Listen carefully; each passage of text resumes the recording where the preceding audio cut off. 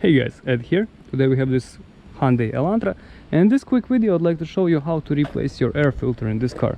It's actually a very simple procedure. Everyone can do this, and why should pay mechanic? Because it's very simple to fix procedure, I would say. Now let's secure our hood. Okay, make sure our car is cold because you don't want to touch any hot parts. Now this is our air filter housing, and air filter housing is being held by two pins, I would say. One pin and the second pin. Okay, so how do we just open them?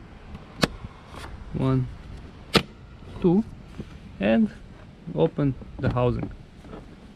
Okay, so and here we have our filter. Get our filter out.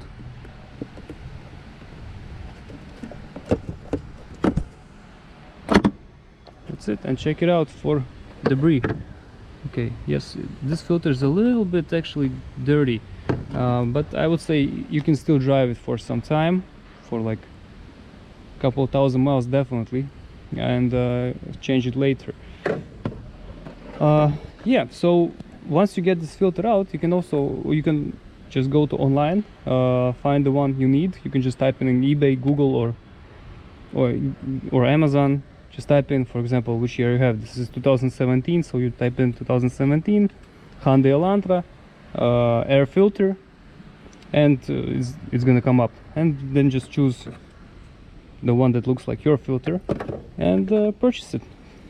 It should cost around $15 or $15 or $20, and it's very simple to replace it. As you can see, once you have the new one, just same thing. Inspect this thing is clean. Close. Well, I mean, first put it in, and then look. This end goes in first. Okay.